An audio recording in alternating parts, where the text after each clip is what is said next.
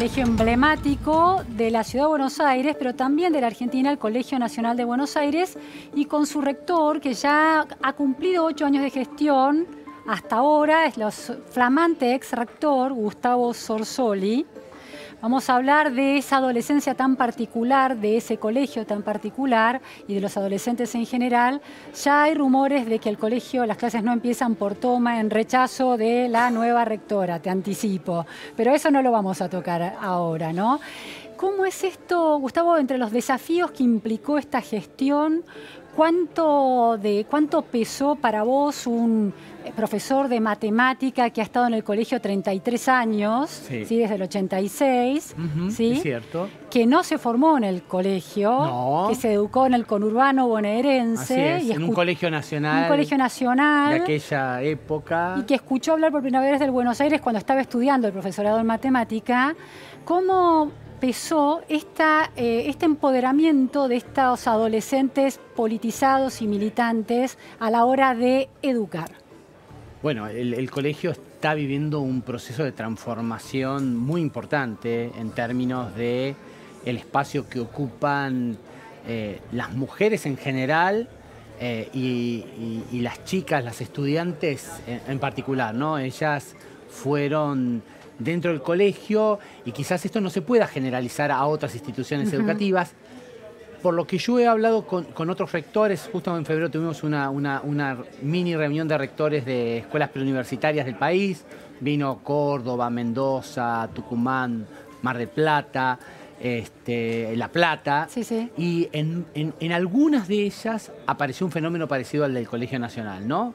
El movimiento de mujeres, las chicas empoderándose, apareciendo reivindicaciones viejas que hoy se ven desde otra perspectiva, mucha confusión entre los adultos, entre los propios chicos y chicas, y algo que va a haber que trabajar mucho a lo largo de los próximos años, que hay mucho dolor. Dolor. Entre los adolescentes. Sí, es algo. Y entre los adultos también, porque se rompieron ciertos códigos de los malos, afortunadamente, pero también de los buenos códigos, ¿no? Los malos tenían que ver con el silenciamiento de ciertas cosas que sucedían. O ciertas prácticas, bueno, machistas, o el usar chistes machistas,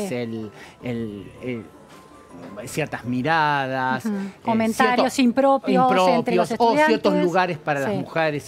A pesar de que el colegio, digamos, siempre fue un lugar de vanguardia, donde siempre hubo una voz muy particular para las mujeres. De hecho, fíjate que en los 8 años de gestión, de los que hablamos, mis 2 mandatos de 4 años, hubo 4 presidentas mujeres y 4 presidentes varones. O sea, hay un cierto equilibrio. Del centro de estudiantes. Sí, estoy hablando del presidente del centro de estudiantes, como mostrando cierto equilibrio en la conducción del colegio.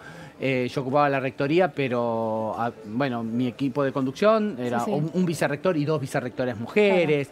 En las jefaturas de departamento la mayoría son pero esas profesoras. puntas del iceberg no hablaban de lo que estaba sucediendo abajo, que sucedía en toda la sociedad, en definitiva. Bueno, y el colegio es una muestra de eso que sucede, pero está a la vanguardia. Eso yo no podría decir que pasa en las escuelas. En el conurbano, por ejemplo, no sucede lo mismo.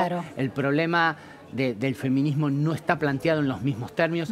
Hay preocupaciones, creo, como muy relevantes por delante.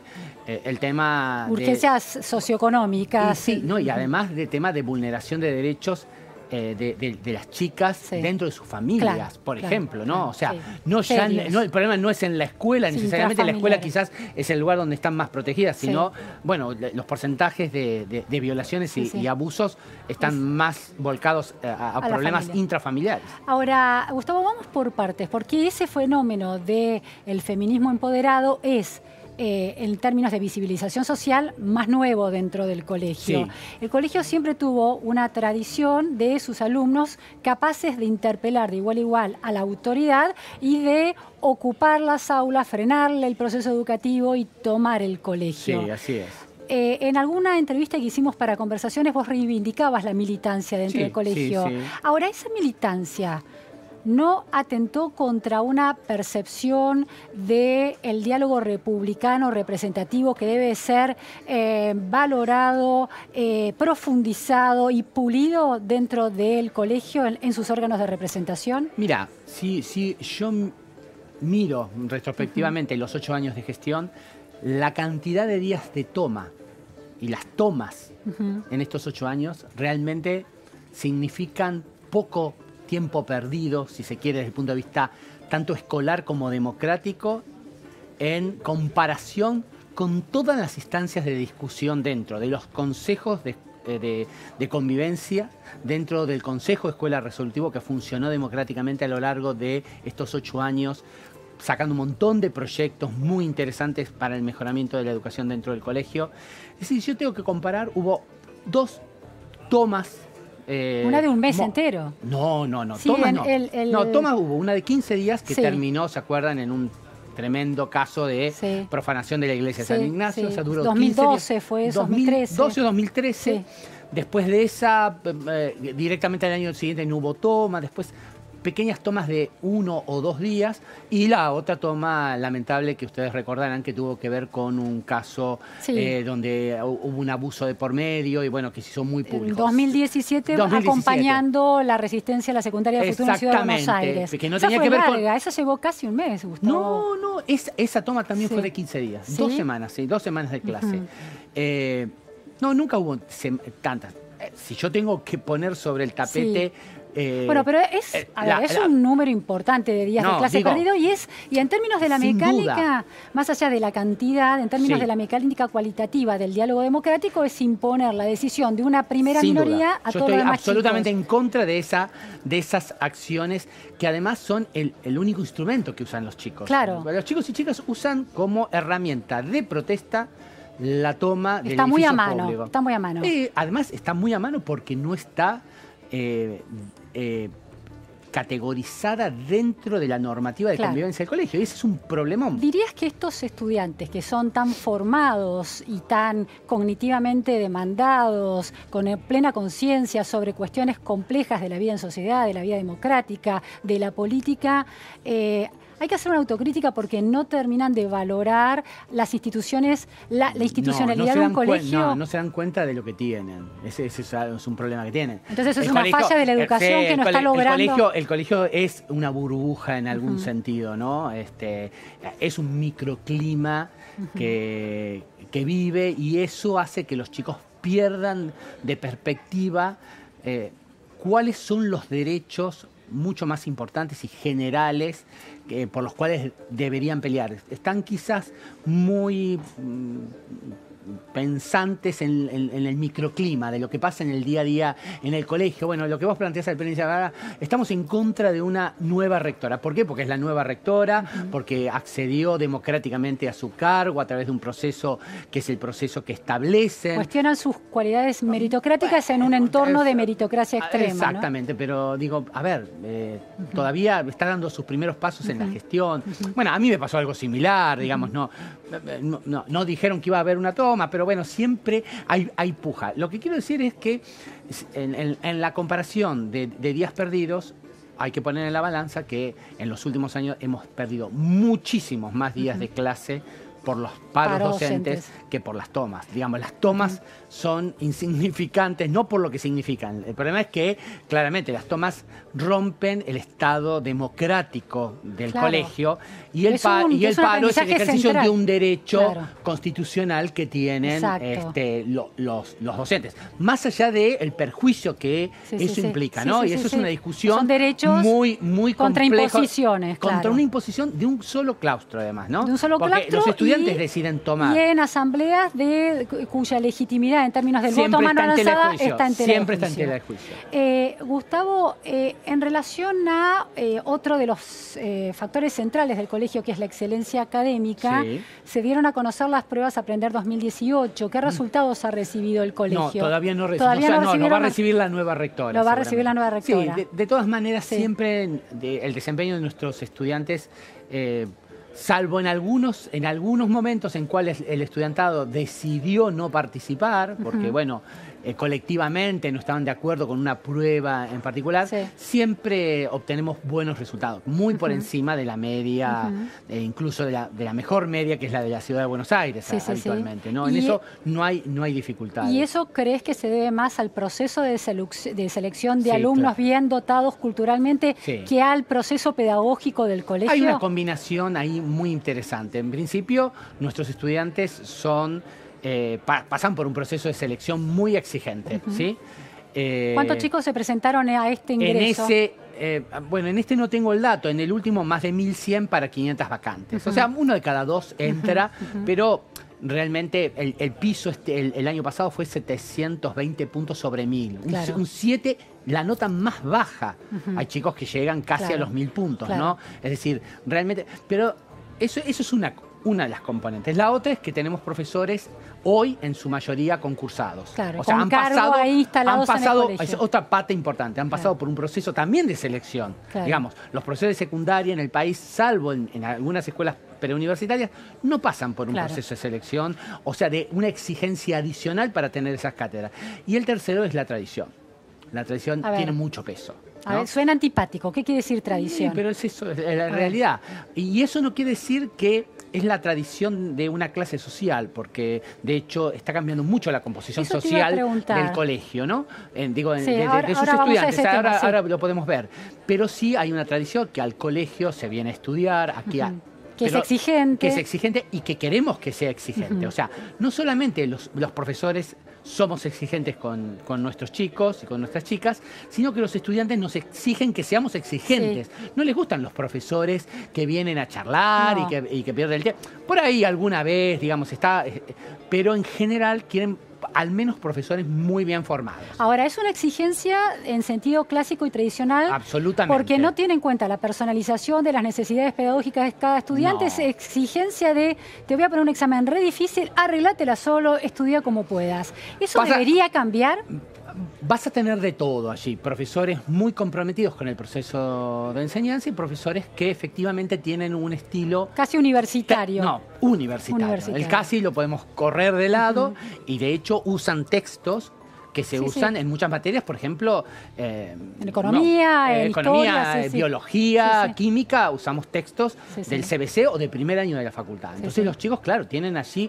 podríamos decir una sobreexigencia, se tienen que adaptar a este nivel de exigencia y por supuesto terminan con una formación y un entrenamiento.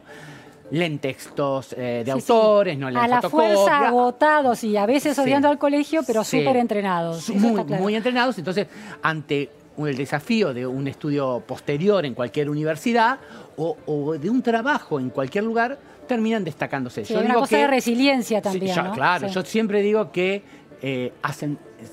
nuestras estudiantes y nuestros estudiantes hacen muy buenas preguntas. Cuando siempre un profesor se sorprende ante la pregunta, una muy buena pregunta, y dan muy buenas respuestas. Gustavo, hablabas de la composición social. Sigue siendo un colegio que recibe hijos de profesionales de las clases medias hacia arriba. No altas. Hace mucho que perdió las capas intelectuales, profesionales intelectuales, dirigentes políticos, profesionales destacados. De la universidad. Sí. ¿Cómo ha crecido el porcentaje de chicos que vienen de sectores vulnerables? Progresivamente. ¿Cuánto sería hoy? Y, a ver, el año pasado, bueno, nosotros instalamos en los últimos años un sistema de apoyo adicional, porque claro, vos sabés que el selectivo de buscar, curso, implica que mucha gente pone mucho dinero en academias, en profesores, en sistemas bueno, en padres que ya están formados porque son profesionales y pueden ayudar a sus hijos, y hay que compensar de alguna manera esas necesidades. Entonces el colegio ha puesto al servicio de las familias que lo requieran un sistema de apoyo donde además estudiantes, además del colegio, ayudan. Y participan también los chicos que ya han ingresado. Absolutamente, y eso es un esfuerzo, un trabajo muy reconocido incluso por las familias. Y cada vez son más los chicos que entran a través de esta metodología. Hay una comunidad muy interesante que está ingresando cada vez más, que son los hijos de bolivianos que la mayoría nacieron en Argentina. Y de sectores vulnerables. Sí, absolutamente. E incluso ya tenemos algunos chicos cuya primera lengua es el guaymará, o sea, que aparecen nuevas configuraciones muy interesantes. También nosotros en estos últimos años ampliamos la cantidad de vacantes. Cuando yo ingresé eran 420 como rector, quiero decir, y ahora son más de 530, entonces eso ha permitido también una apertura interesante. ¿Cómo hace un colegio? Porque el ingreso, bien, están contenidos por los cursos de apoyo, los chicos que vienen de sectores vulnerables, con menos capital cultural. Tienen pueden venir a contraturno 2 veces por semana, con profesores y con tutores que los acompañan. De los chicos que hacen el curso, ¿cuál fue el ratio de ingresos que efectivamente se dio? Casi el 30%. Ingresó. Sí. ¿Y del resto que no va a los cursos de ingreso y pertenece a niveles socioeconómicos más altos? Bueno, ese número no, porque no sabemos quiénes van.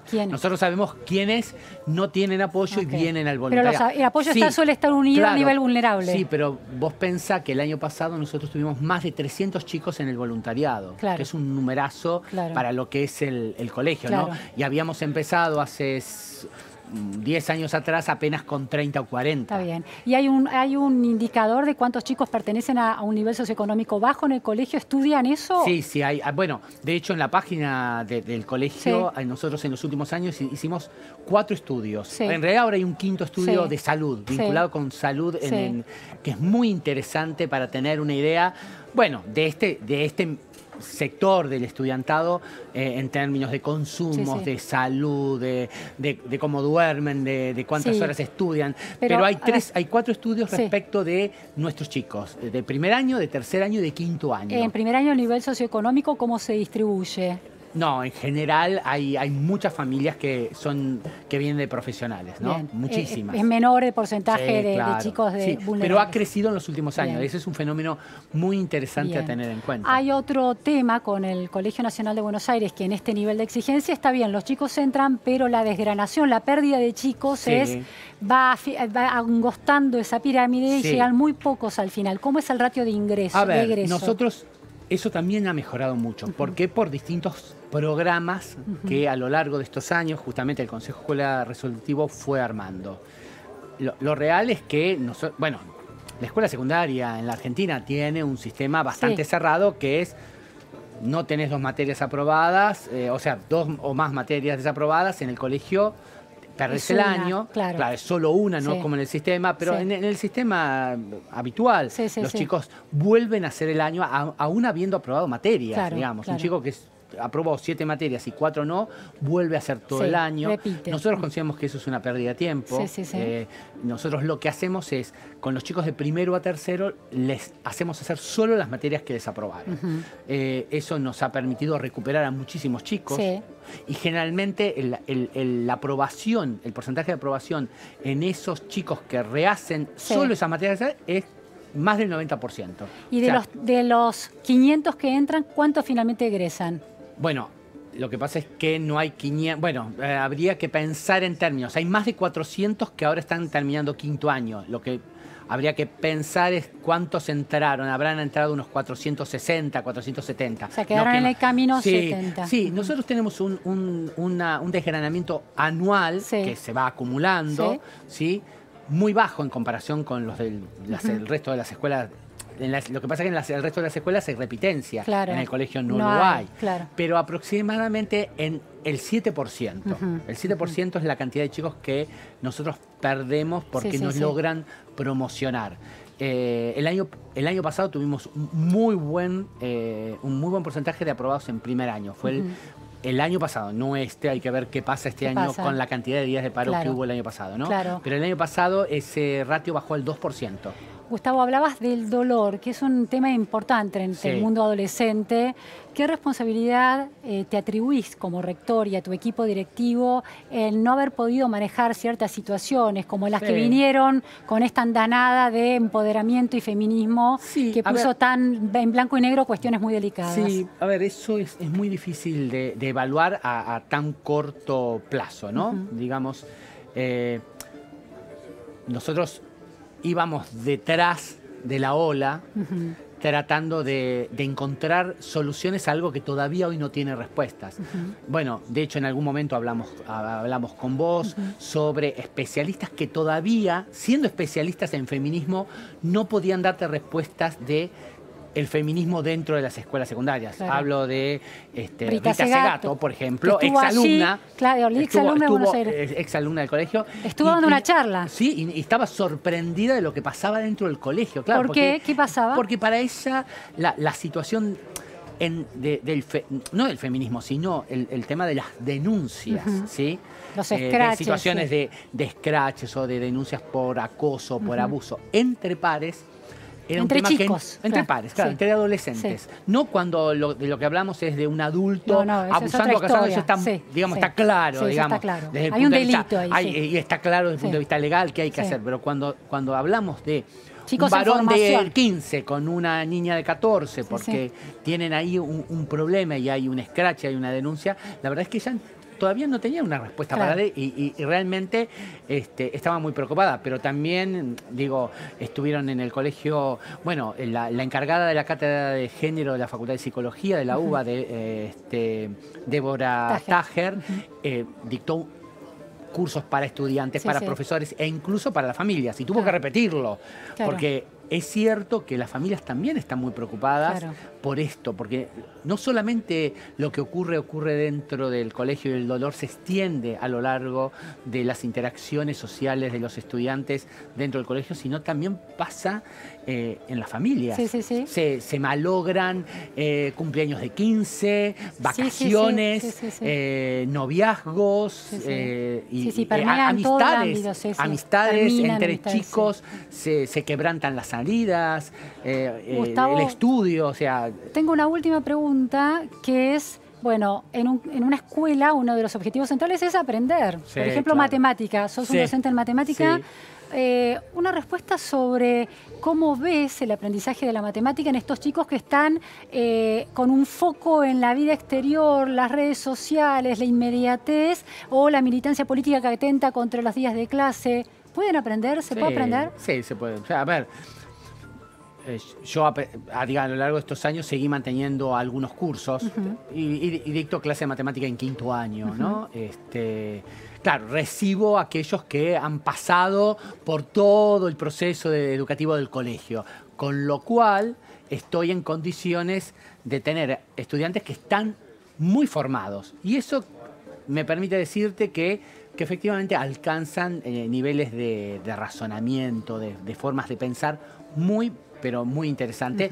Y realmente, bueno, de hecho, tengo muy poquitos alumnos que se van a examen. Ahora, esto que pasa en el colegio no necesariamente pasa en el resto de las escuelas y creo que hay que repensar qué matemática se enseña en las escuelas. No puede ser la misma matemática para todos los pibes y pibas en todas las escuelas de la República Argentina. Eso hay que repensarlo. Es una necesidad, y es una necesidad que entre la tecnología, que todas las herramientas que hoy contamos, no solamente para enseñar matemáticas, sino para enseñar ciencias en general. Personalizar el aprendizaje. Sí. Los pibes tienen que poder elegir recorridos. Claro. Y voy a poner el extremo, ya sé que esto suena terrible. Y si es que en 5º año no voy a estudiar matemática, voy a terminar la escuela secundaria sin haber tenido matemática en 5º año, no va a pasar nada. No va a pasar nada. No va a pasar nada. ¿Por qué? Porque su historia transcurre por otro lado. Porque va a ser una historia, va a ser una trayectoria escolar y porque... Pero la matemática no es clave para pensar mejor. Más allá del campo donde te muevas. ¿La música no es esencial para pensar mejor? También. Digo, a ver, o quien escribe música, escribe música en términos de escritura. Bueno, digo, y lo estoy poniendo como un extremo, porque yo enseño matemática y no me animaría a decir que pueden no tener historia o literatura. Me parece que lo importante es pensar trayectorias donde se aprenda a pensar, a razonar. La matemática es cierto, es una herramienta muy fuerte. No es la única. Hay que pensarlo en esos términos. No es la única. Muy interesante. La física, la química, la biología, la música, la filosofía también son herramientas hay maneras distintas de abordar y de acercarse al aprendizaje. Y así como algunos, yo siempre pongo este ejemplo, podemos tomar un instrumento y sacar hermosas notas musicales de él, otros hacemos horrores con ese mismo instrumento. Y nadie se asusta porque pase una cosa u otra. Ahora, cuando se trata de calcular y hacer bien o mal las divisiones, ahí tenemos problemas. Muchísimas